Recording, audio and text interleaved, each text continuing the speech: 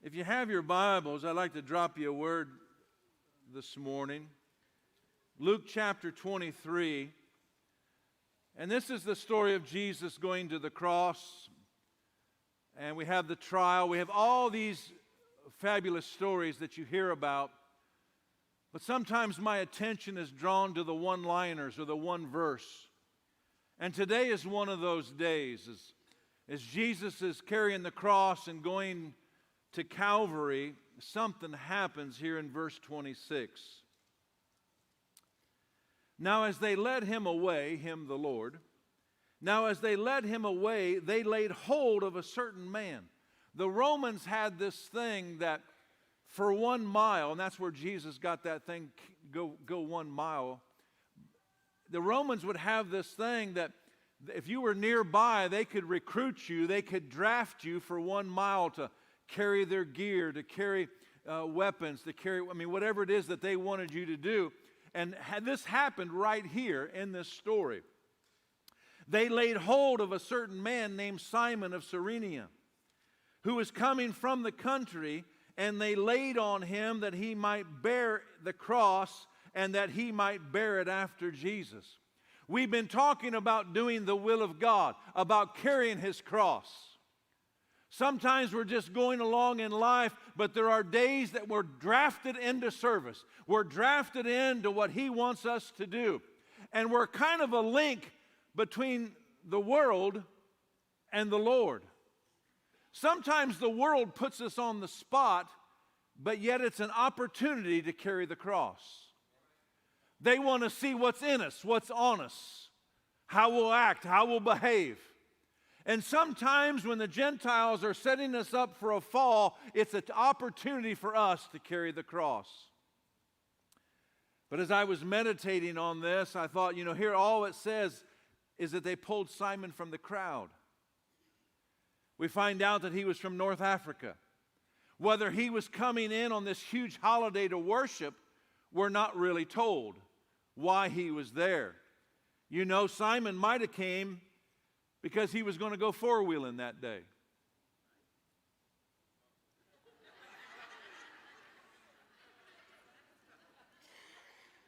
Simon maybe came to Jerusalem to run a marathon that day.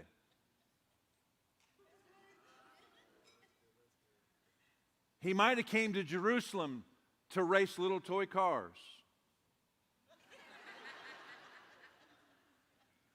Simon might have came there just to go fishing.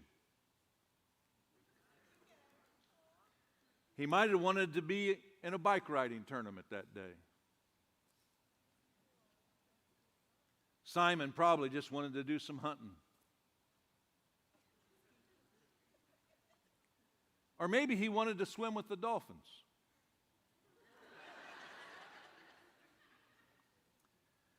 He might have been joining a motorcycle group.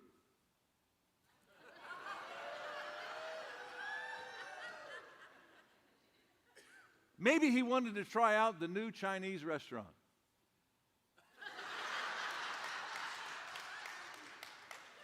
In this particular case, Japanese restaurant. Maybe Simon just wanted to go work out. Or, what I heard, there were tryouts for the American Idol.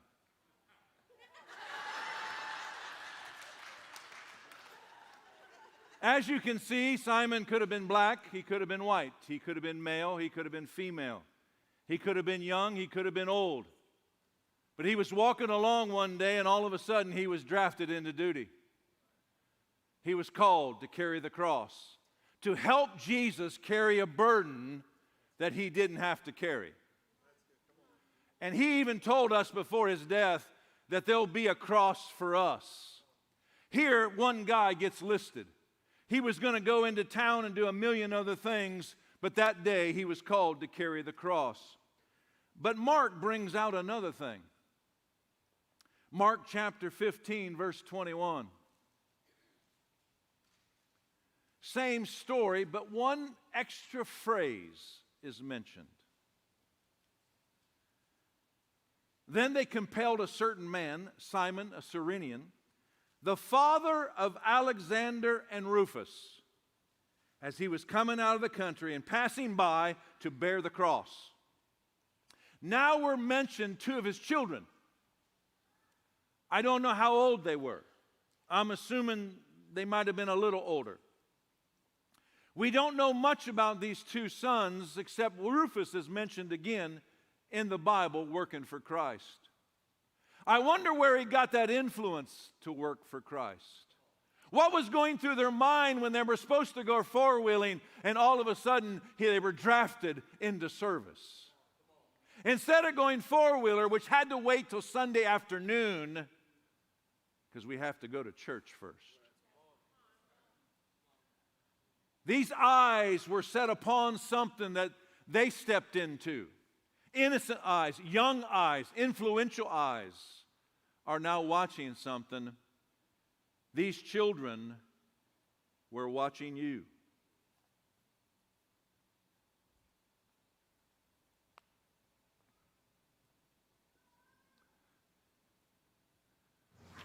We're going through hell. Hey, little bear.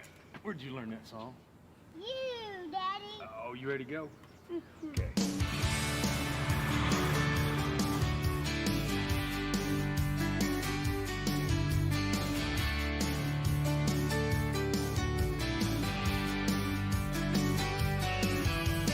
Driving through town, just my boy and me, with a Happy Meal in his booster seat, knowing that he couldn't have the toy till his nuggets were gone.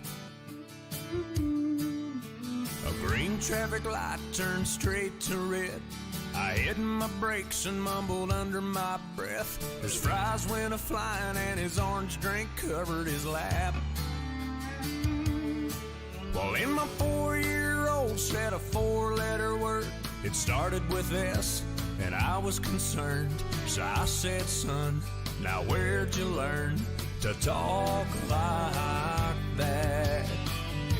He said, I've been watching you, Dad, ain't that cool? I'm your buckaroo, I wanna be like you and eat all my food and grow as tall as you are. We got cowboy boots and camo pants, yeah, we're just alike, hey, ain't we, Dad? I wanna do everything you do, so I've been watching you.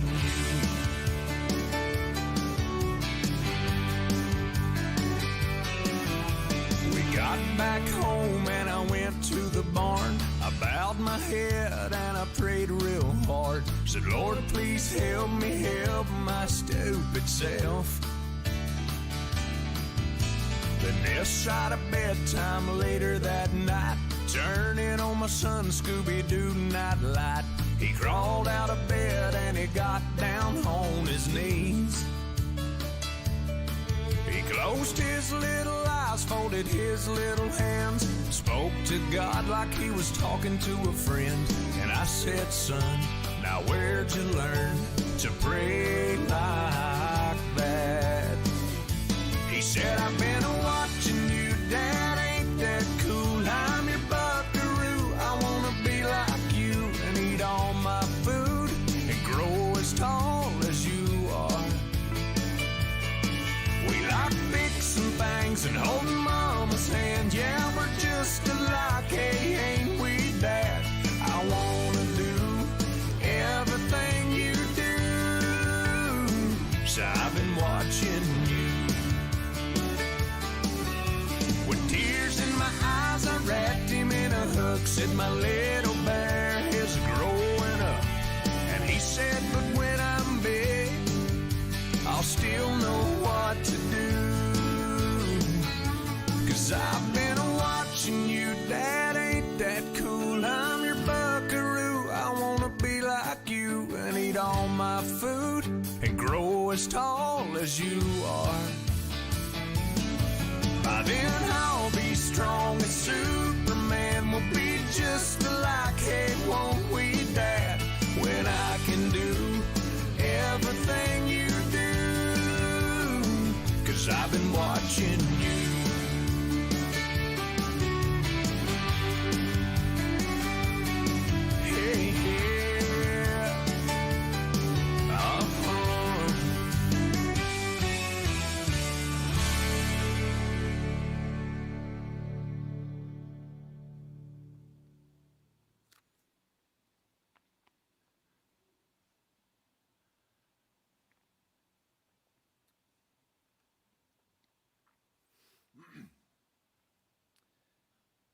Then they compelled a certain man, Simon a Cyrenian, the father of Alexander and Rufus. One little phrase about two sets of eyes that were happening to Daddy. We're not fully told the story, but I can tell that there's going to be quite a story in heaven, or it wouldn't have been in our book. That because this man carried the cross when he had other plans that day, he probably still did them in all fairness, but just at another time. First, I got to carry the cross. What are our children seeing from us? We say we love them so much, but then do things that are contrary to the cross. We think sometimes we'll hide it from our kids because, they're not that big, they're not that sharp, what happens behind closed doors. But we forget about things happened in the Spirit. Just because you can hide it from their eyes does not mean the Spirit didn't get in the home.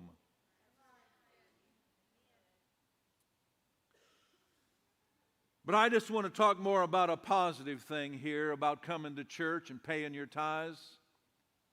Do the kids ever see you stroke a check? Do you ever pray with the family of what you do and why you give, or do you even give?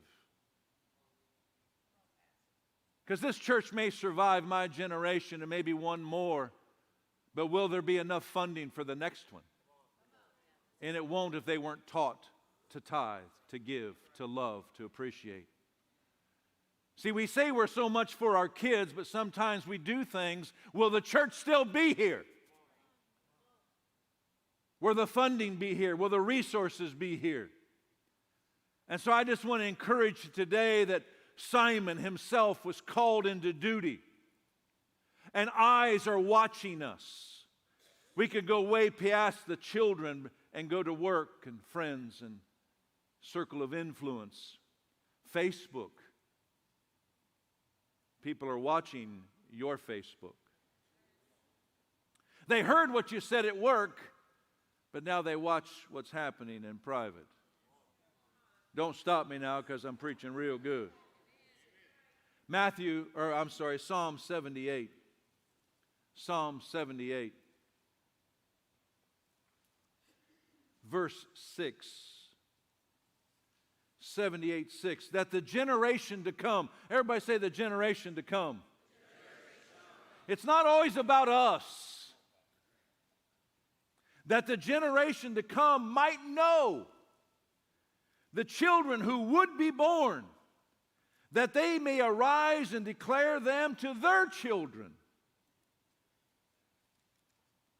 that they may set their hope in God and not forget the works of God. Each generation is telling the other generation what God has done for them. And you may not understand the voice of God right now, son, but I'm telling you, God did this for us, and God did this for us, and we prayed for mommy, and she got better. See, sometimes they just know that mommy one time wasn't feeling good, and now she's feeling better. Okay, cool. If you don't mention the God factor, they don't know why mommy got better. If we don't tell the next generation, first of all, are we willing to be called into duty? There are a million things we can be doing, and probably you can still do them and enjoy them. But make sure you carry the cross at the appropriate time. At the appropriate services. Maybe Sunday mornings, maybe Wednesday night, maybe at the appropriate times, we carry our cross. And we pay attention to the little eyes that are watching us. Maybe called Rufus and Alexander. Verse 8 says this, and that we may not be like their fathers, a stubborn and rebellious generation. A generation that did not set its heart aright, and in whose spirit was not faithful to God. Everybody say faithful. The Bible writes a different novel than the ones we write. Do you love the Lord? I love the Lord. I love the Lord. Are you faithful to Him? I love the Lord. Some things are lost in translation. The Lord's asking us if we're faithful to Him. We tell Him that we love Him.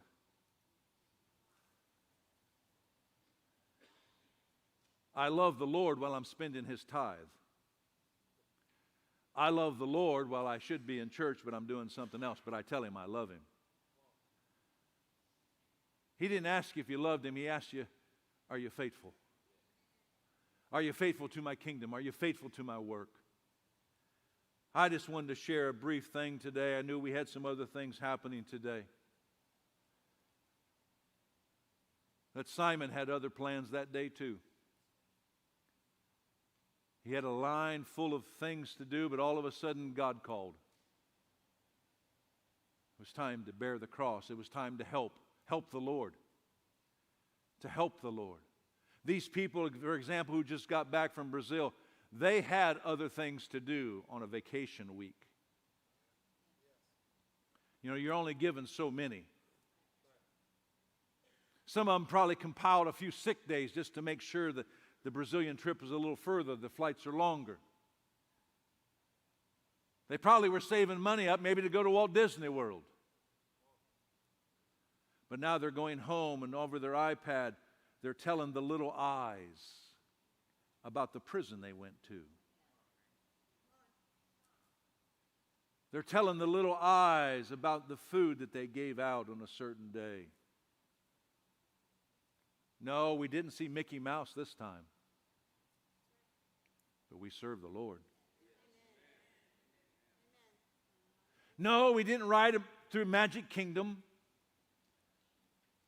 But I did take a bus to a prison. Anybody in the house?